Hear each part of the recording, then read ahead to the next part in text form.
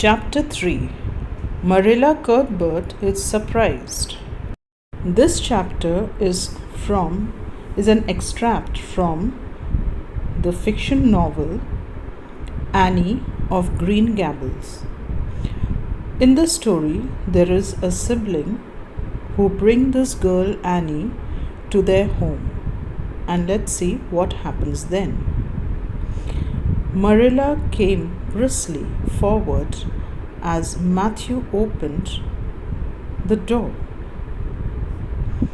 But when her eyes fell on the odd little figure in the stiff, ugly dress with the long braids of red hair and the eager, luminous eyes, she stopped short in amazement.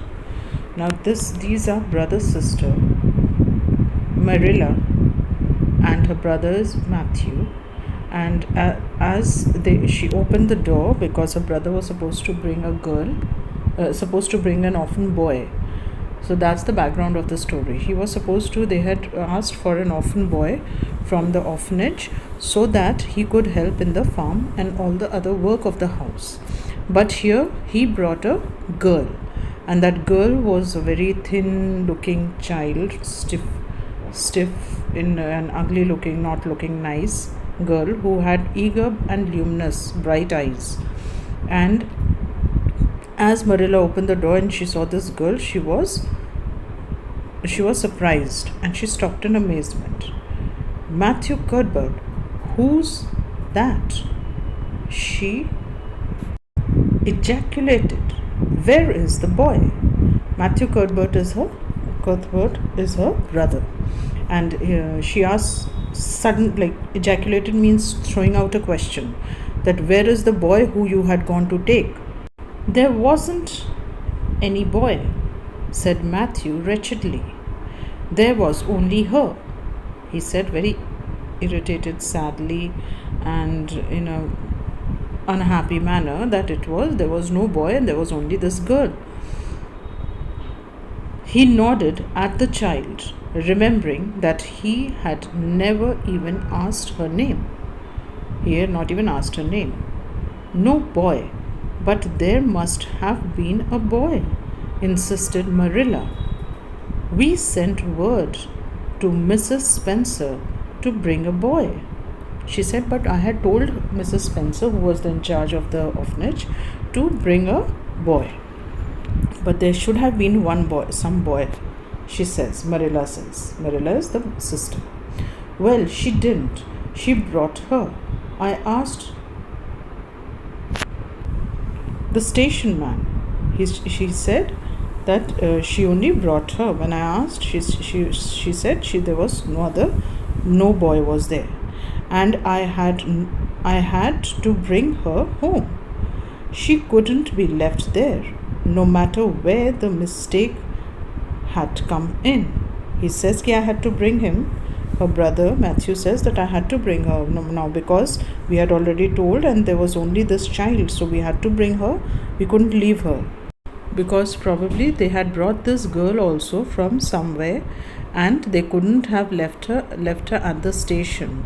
So Mrs. Spencer also had to bring her, and so also then this girl was handed over to Matthew to take home, because even after asking for a boy, this girl had to be given a home. So finally Matthew had to bring her home. During this dialogue, the child had remained silent, her eyes roving from one to the other, all the animation fading out of her face. Suddenly she seemed to grasp the full meaning of what had been said. Dropping her precious carpet bag, she sprang forward a step and clasped her hands. You don't want me, she cried. You don't want me because I'm not a boy. I might have expected that, expected it. Nobody ever did want me. Oh, what shall I do? I am going to burst into tears. Now, this girl was listening to the conversation between the brother and the sister, and she finally started realizing that they did not want her. And then she started to feel very upset and started to cry. She dropped her bag down and she clasped her hands, that means joined her hands in front of them, and she said, "Oh, you don't want me. I am so unhappy. I'm feeling so sad. It is always like that. Nobody wants me. Wherever I go, nobody wants me. And I'm going to burst out crying." Burst into tears she did. She started to cry very badly, bitterly. Sitting down on a chair by the table, flinging her arms out upon it and burying her face in them, she proceeded to cry stormily. She started to cry bitterly, a lot. She sat on the chair near the table and she swung her arms up and put her hands on the table and buried her head on inside it and then started to cry a lot. Marilla and Matthew looked at each other across the store. Neither of them knew what to say or do. Finally, Marilla stepped lamely into the breach.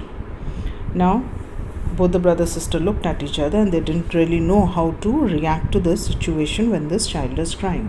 Then finally, Marilla, she went ahead to this girl.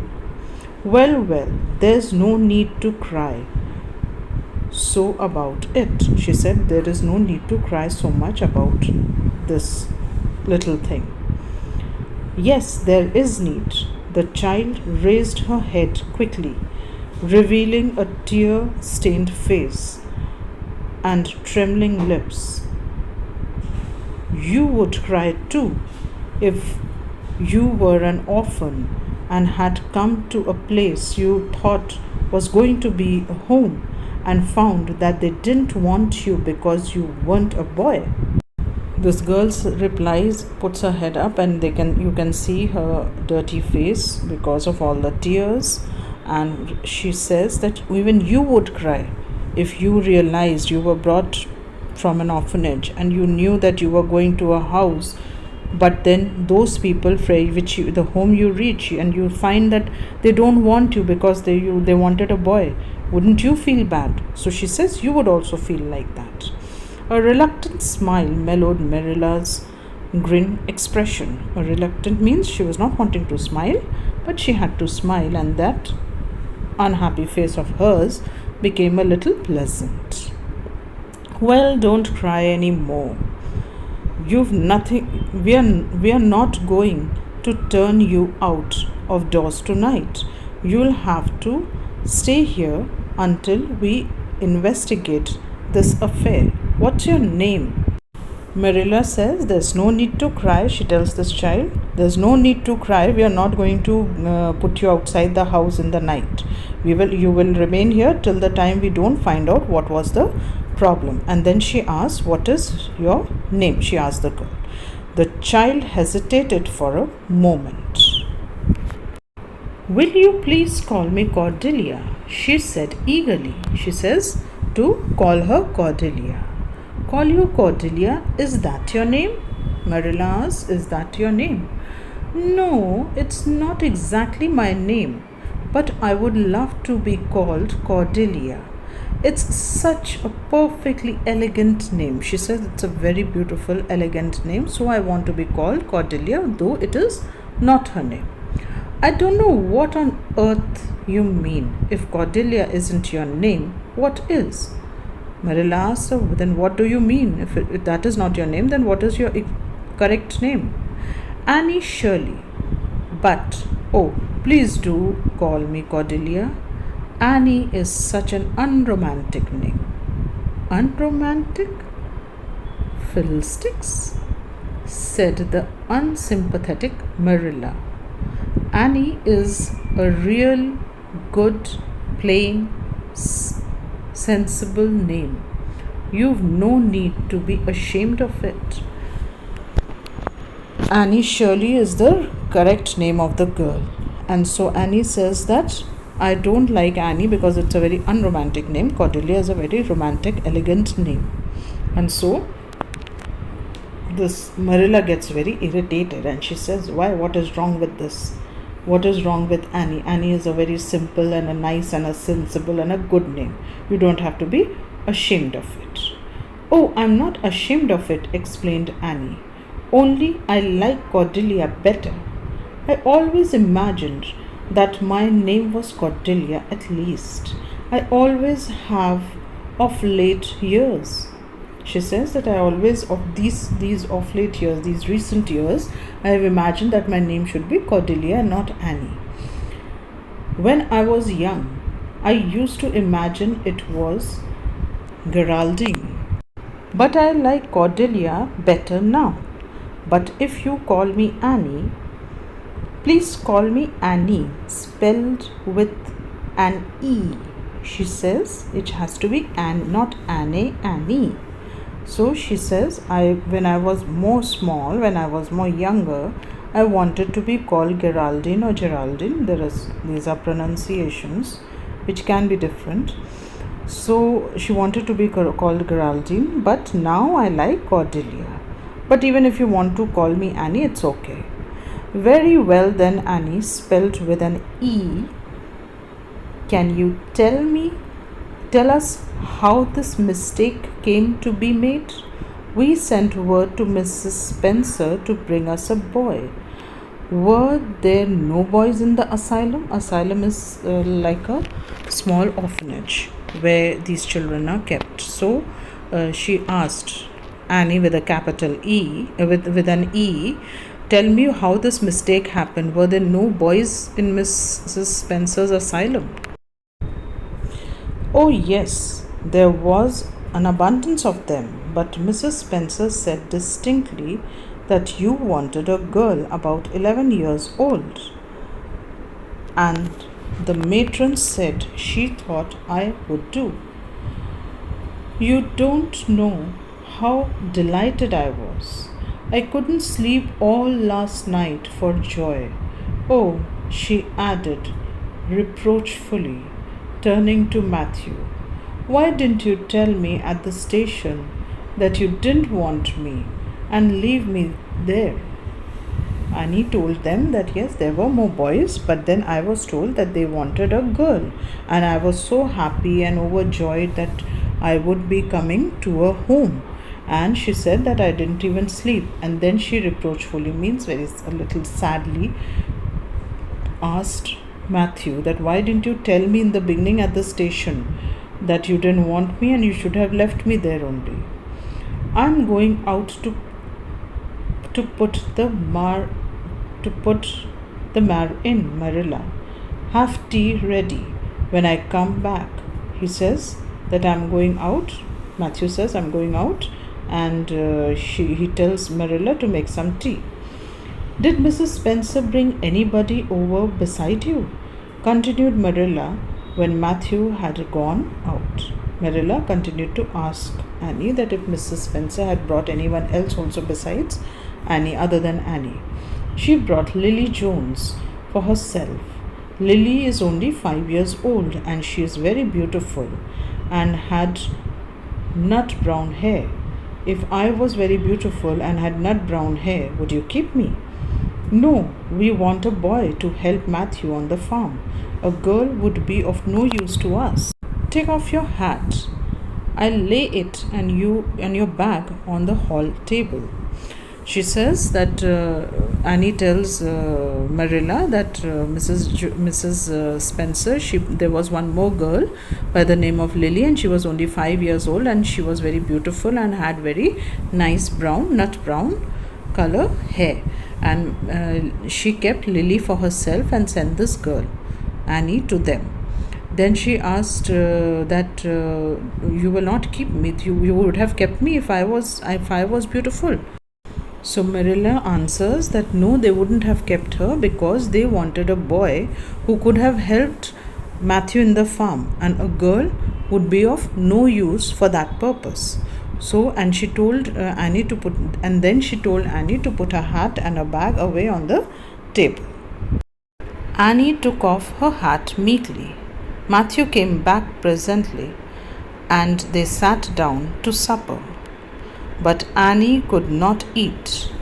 In vain she nibbled at the bread and butter, and pecked at the crab-apple preserve. What happened? Annie kept her hat and all, and then they all sat. Matthew and Marilla and Annie, they sat for supper, but Annie could not eat because she was very upset, and she was very slowly eating the bread and the butter and the nibbling. Nibbling means eating very slowly, and she was very slowly having the crab apple preserve. Preserve is it's like a jam. Crab apple is it's a kind of a fruit. "You're not eating anything," said Marilla sharply. Marilla said, "Why are you not eating anything?" Annie sighed. "I can't. I'm in the depth of despair," she said. "I'm very, very unhappy. I can't eat." "Can you eat when you are in the depths of despair?" That means you're very unhappy. She says, "Can you eat if you're very unhappy?" "I've never been in the depths of despair, so I can't say," responded Marilla. Marilla said, "I've never been very unhappy, so I don't know how it is. So I don't know." She responded, "Well, did you ever try to imagine you were in the depth of despair?" "No, I didn't." She said, "Have you ever imagined that you were very unhappy?" Marilla says, "No, I didn't."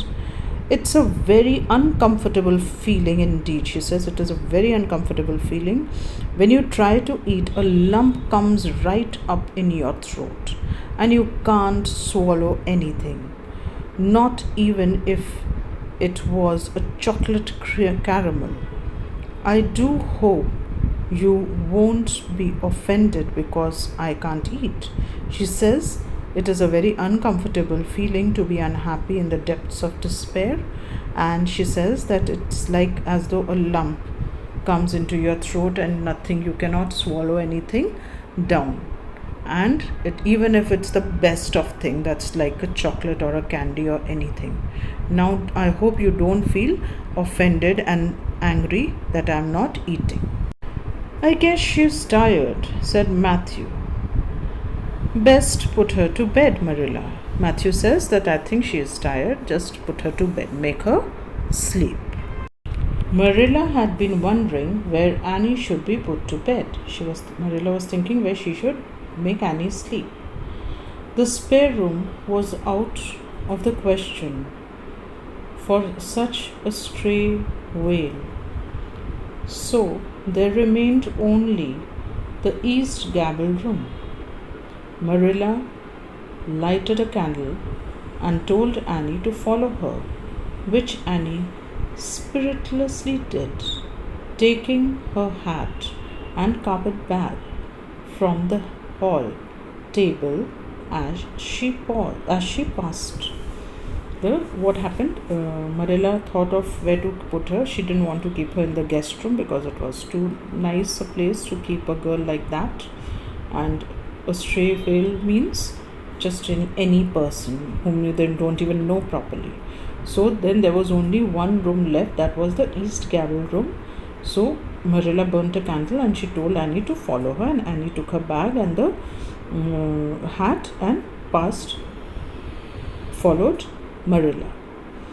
Marilla set the candle on a three-legged, three-cornered table and turned down the bedclothes. There was a table in the corner with three legs, and she put the candle there in the room, and she started putting the bed sheet. "I suppose you have a nightgown?" she questioned. She asked Annie, "I'm sure you must be having a nightgown to wear." Annie nodded. "Yes, I have two. The matron of the asylum made them for me. They are fearfully skimmy. Skimmy means they are very thin and small, very tiny, very, very skimmy, very thin material, but they are okay. Like she'll be able to still wear them because the matron made two for her." "Well, undress as quickly as you can and go to bed. I'll come back in a few minutes for the candle. I don't trust you to put it off yourself. You'd likely set the place on fire. She says that you quickly change and go to sleep. I will afterwards come and take the candle, because I am not sure whether you will put it off and you will set the place on fire. Matlab, you will burn the whole place. When Marilla had gone, Annie looked around her wistfully. The whitewashed walls were so painfully bare. The floor was bare too, except for a round braided mat in the middle, such as Annie had never seen before. After Marilla had gone, Annie looked around and she saw there were only white.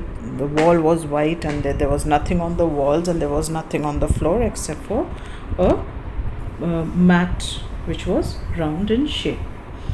In one corner was the bed, a high old-fashioned one. A high old-fashioned bed was there, and in the other corner was the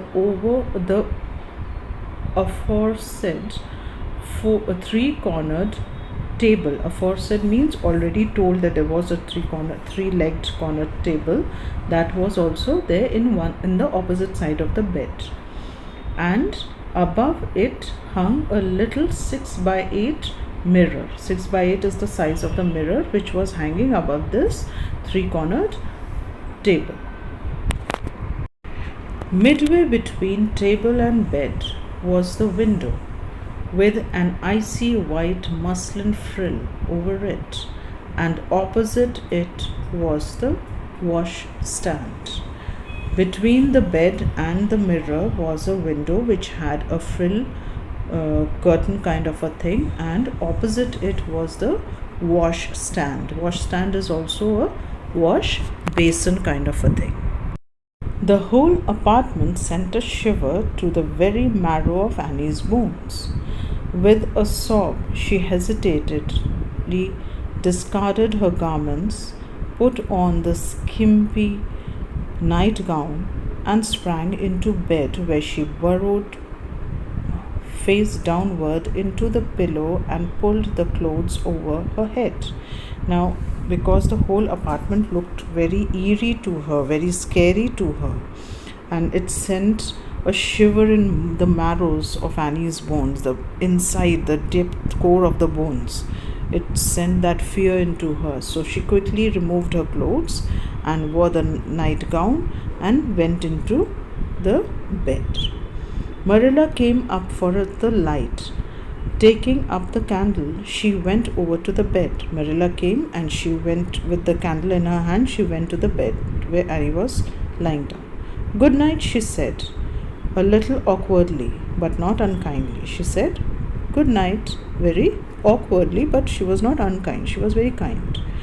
Annie's white face and big eyes appeared over the bedcloth with a startling sadness. Annie looked in.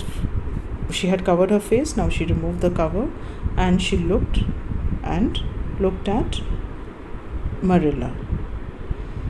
"How can you call it a good night when you know it may be the very worst night I've ever had?" she said reproachfully. Again she sadly said that how can you call it a good night? It's not a good night for me. It is the saddest night for me. For Annie it was the saddest night, because the Matthew and Marilla didn't want her. The home where she came, they didn't want her. Then she dived down into invisibility again. Again she covered herself with the cover and she went off to sleep. Marilla went slowly down to the kitchen and proceeded to wash the supper dishes. Marilla slowly went to the kitchen and started to wash the dishes of the supper which they had had. She said wrathfully to Matthew, "This is what comes of sending word instead of going ourselves. Richard Spencer's folks have twisted that message somehow. One of us will have to drive over and see Mrs. Spencer tomorrow. This girl will have to be sent back to the asylum." She says to Matthew, her brother, she says very wrathfully, means in a very angry manner. She says, "Yeah, this is what happens when you tell someone to do something for you. So she says that these Richard Spencer folks means people, these people have twisted that, they have changed the message, and this is what we have got. Instead of the boy, we've got a girl. And so she says, now tomorrow we have to go ourselves to and talk to these people, the Mrs. Spencer, and this girl has to be sent back to the asylum. We don't want the girl at all. So you get a moral also from this, is that instead of depending on other people for your work, you should try to do your things yourself. Otherwise, sometimes the matters change, the words are changed, turned and twisted, and something else comes out of what you actually wanted to happen.